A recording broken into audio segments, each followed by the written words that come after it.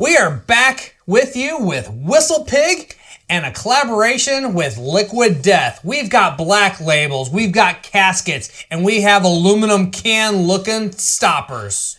We're still at 86 proof, but stick around. We're going to find out what this one's got to offer. Are you ready? Let's go.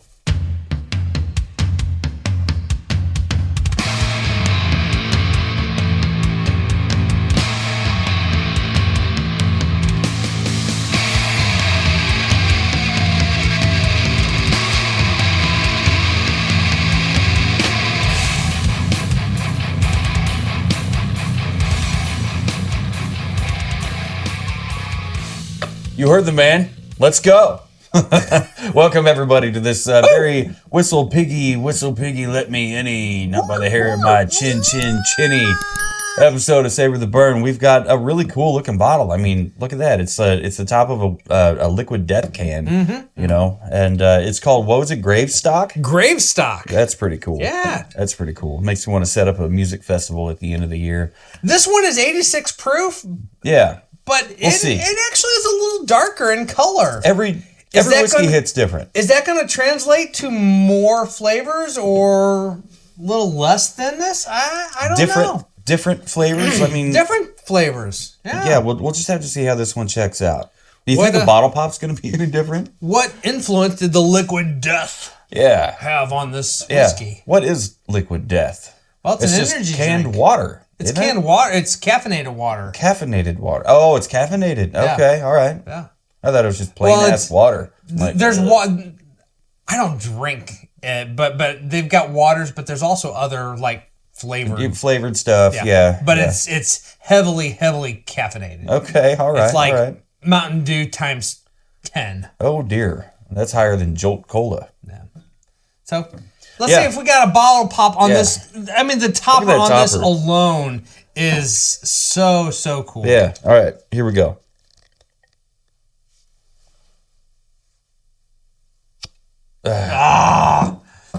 Foiled again. There for a second, I'm like, we got some suction. It's gonna.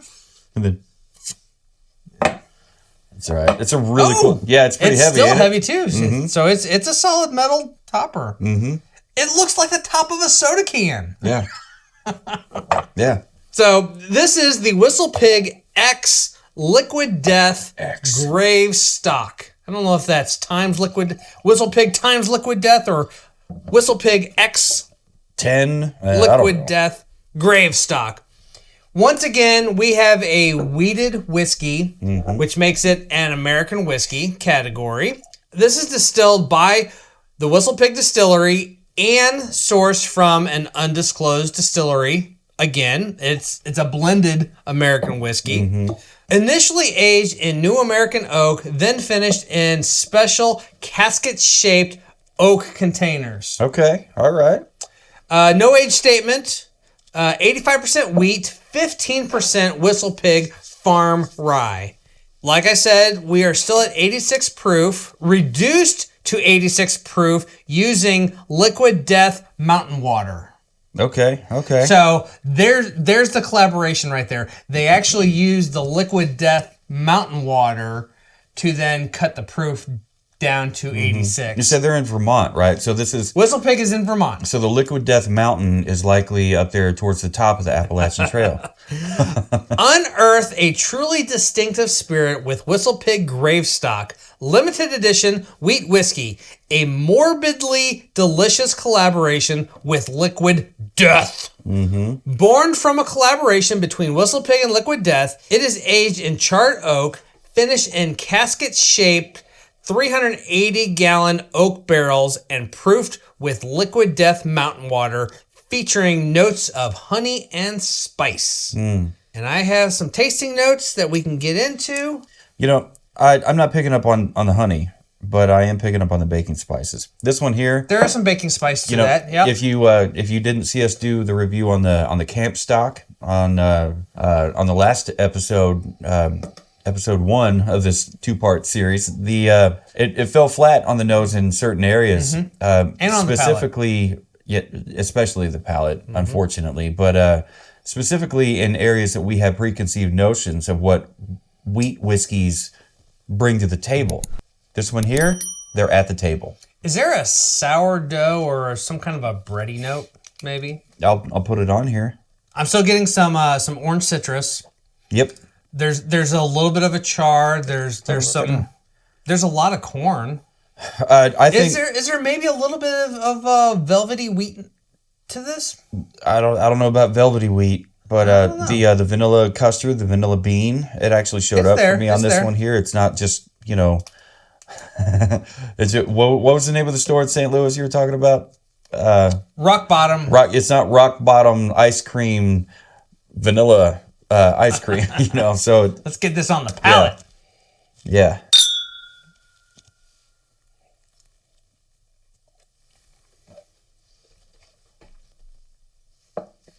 It's better. I'm still getting a hint of that thin. It is better. But it's more full. It is fuller. It's thinner, but it's 86 proof. But it's a lot more full than the episode 1 hint was. of peppermint. So I'm definitely not mad at this. I'm getting a better drinking experience from this one than we got from the other one. Yeah, it's back there in that sweet spot. Caramel comes in really nice and Caramel comes in really nice, actually. The vanilla custard is there, and I think that carries through to finish.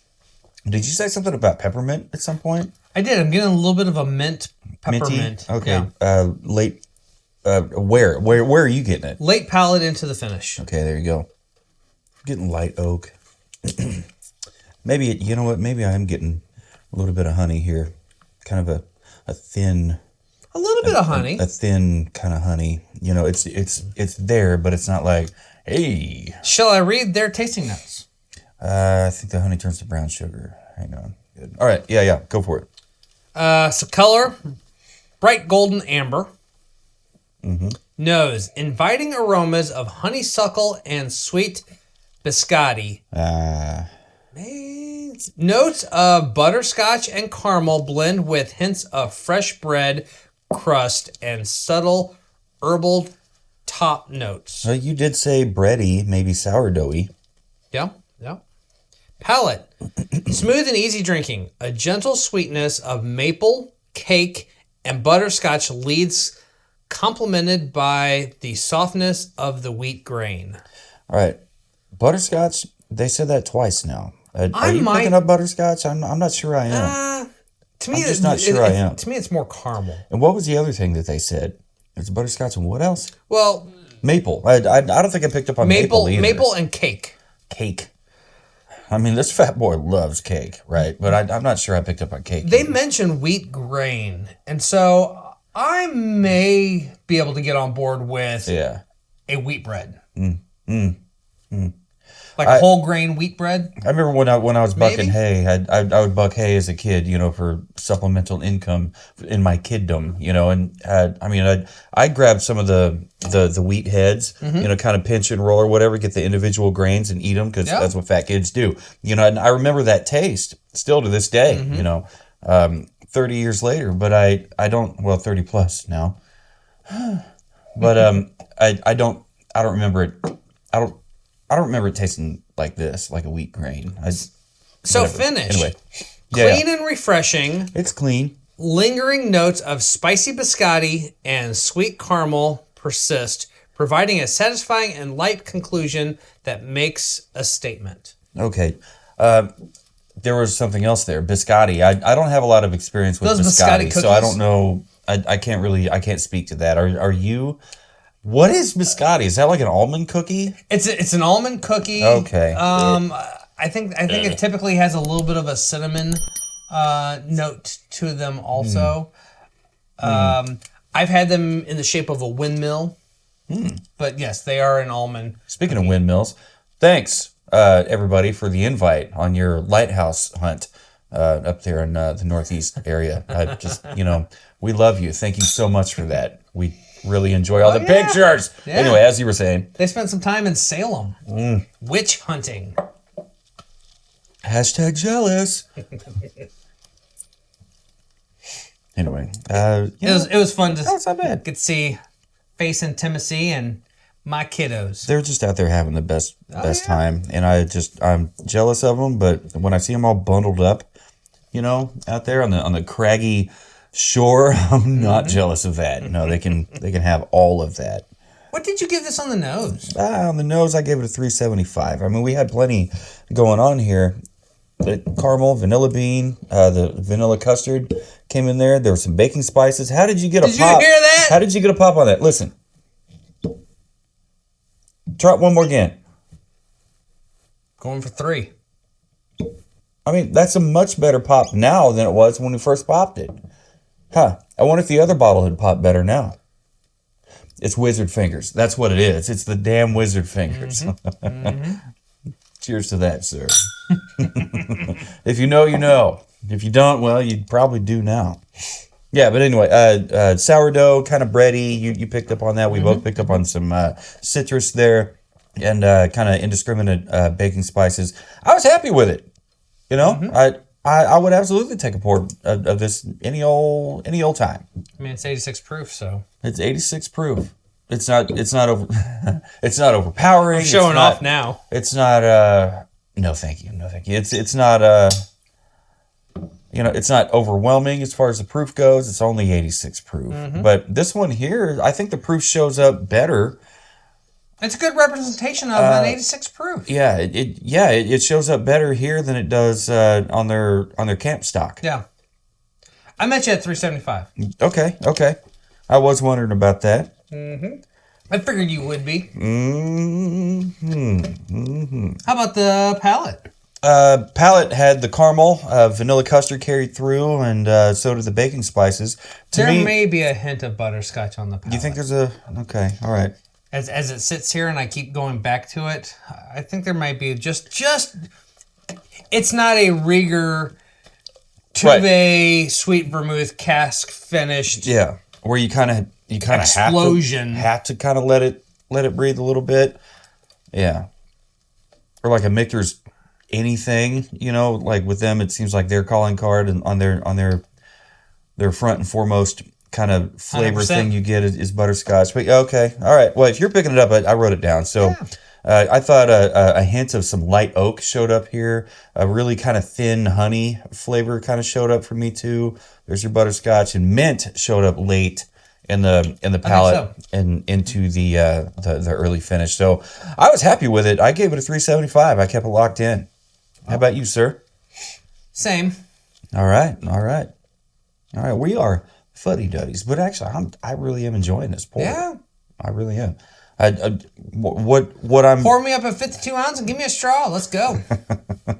Yeah, we're not saying it's sex in a canoe whiskey, but it's it's good times. But you can get a couple more miles out of 86 proof. Yes, sir. Than you can out of a Natty Light or a beer or 161 proof 8-year. A lot more miles bourbon out of this than that. Yeah. So finish.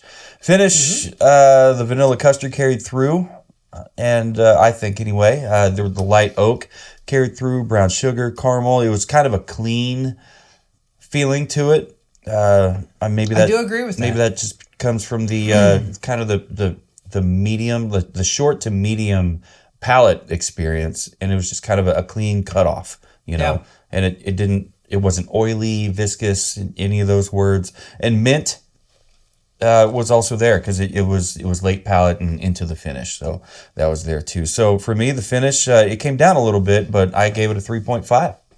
All right. How about you? Well, I just kept it rockin' steady. All right, 375. Kept it right there, huh? Yep.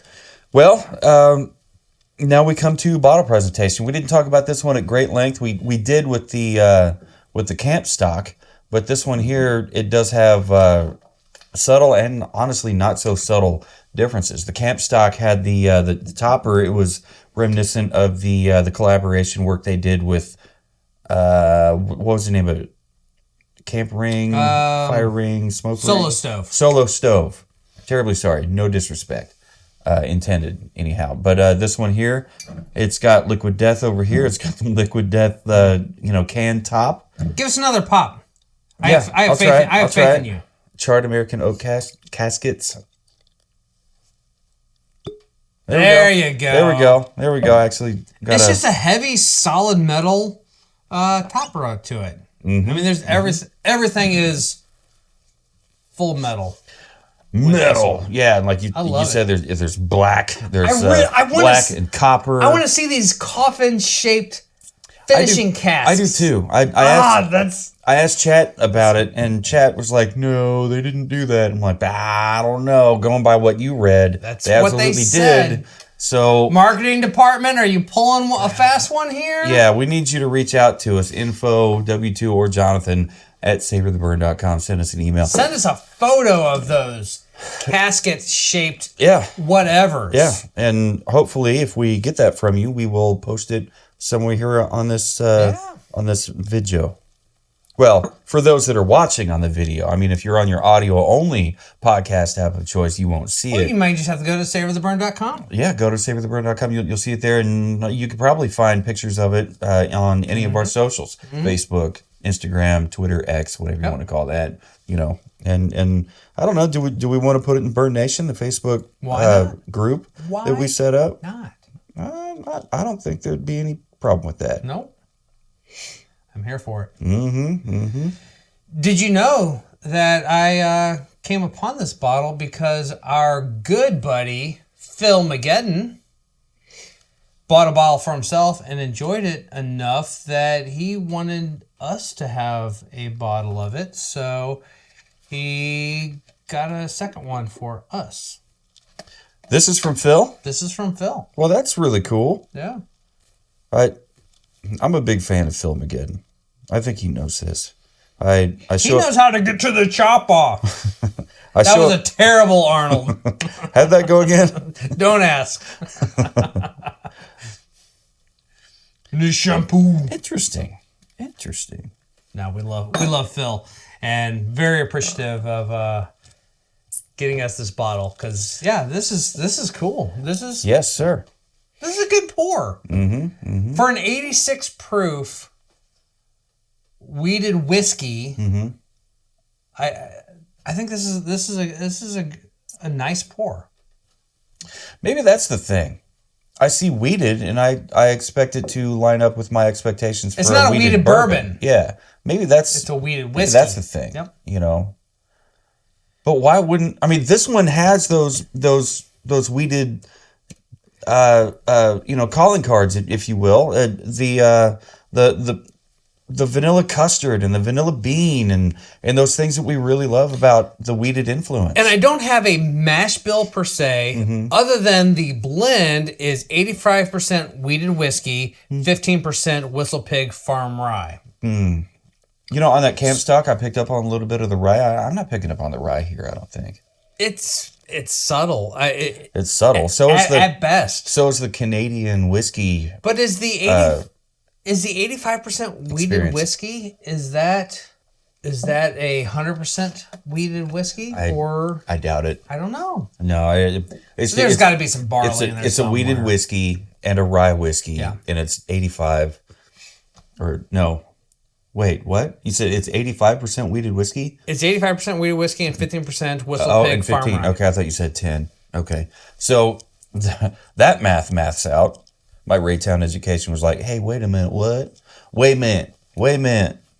So we took our 4 scores, nose, palate, finish, bottle presentation. That we have yet to talk about. We added those together. Oh, we have not gotten to the We haven't talked about bottle presentation yet. No, we haven't. But in case you were wondering, you add those 4 categories up. Yep. Possible 0 to 20. Divide that by 2. That's our final 10. Yep.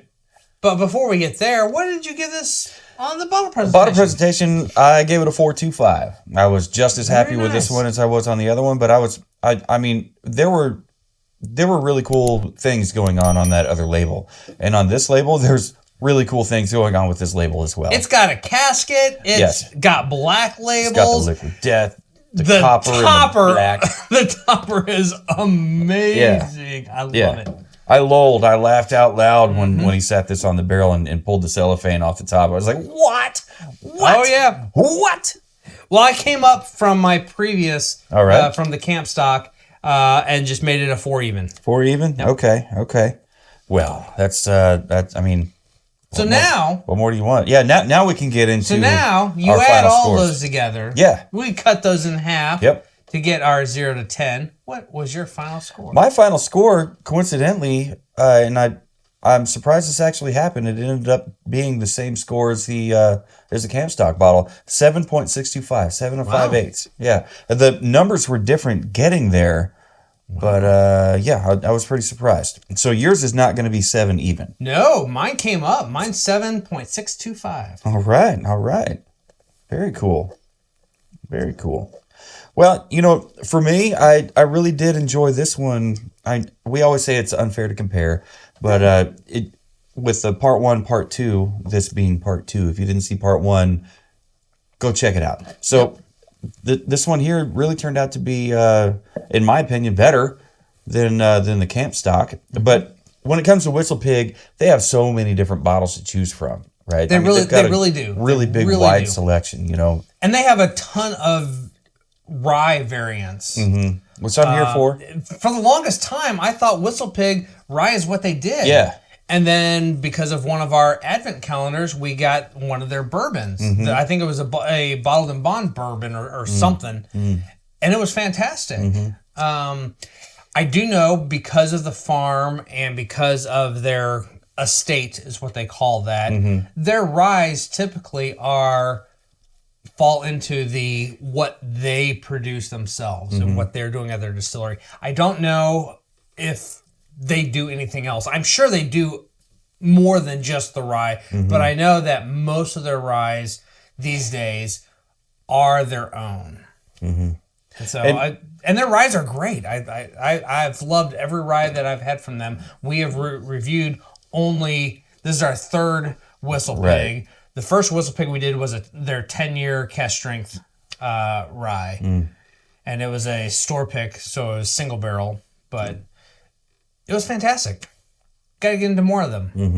And when you look them up and you look into what they've got, you already heard them talk about it. They have a 1,200 acre farm where they grow their own, and they source their barrel wood right there in Vermont. Yep. They source it all on their own property. And then there's they have a well. A well. Well, that's where they get their water, which is also really cool. I mean, you can't you're Liquid Death, and then they're proving it with the Liquid Death. Yeah, which mountain water. It's really cool. I mean, I didn't even know until this episode that Liquid Death has their own mountain. I had no idea. I made that up. Liquid Death Mountain. I made all that up. Please Mountain of Liquid Death. Don't sue me. The Liquid Mountain of Death. Yes, Mountain of Liquid Death. Death. I don't know what that is, but please tell me, Mr. W2, do you have any final thoughts on this here bottle? I dig this, and I dig it too. I dig Mr. Phil Mageddon for gifting this to us. Thank you, Phil. Thank you, Phil. I appreciate you. Yeah. And thinking of us and thinking these metalheads are gonna like this. Yeah. So I would second that. I would second that. Thank you, Phil, and thank you guys for watching. And I know he'll leave episode. A comment, so yes, leave away, my dude. Well, once again, thank you guys for checking us out on YouTube and Spotify and your all other podcast apps of choice. Make sure you hit subscribe and click whatever bell notifications you see here, there, and everywhere, and share us with your fellow WhistlePig enthusiast friends and family and everybody. Go to savortheburn.com, find this bottle in the liquor cabinet, stop by the shop, get yourself a t-shirt. We would appreciate that very much. Yeah. Check out Patreon. It's free unless you sign up for one of the very, very inexpensive paid tiers of Patreon. We are here for it. So, without further ado, no matter who you are, where you are, and what you're drinking, and who you're drinking it with, never forget, keep on burning.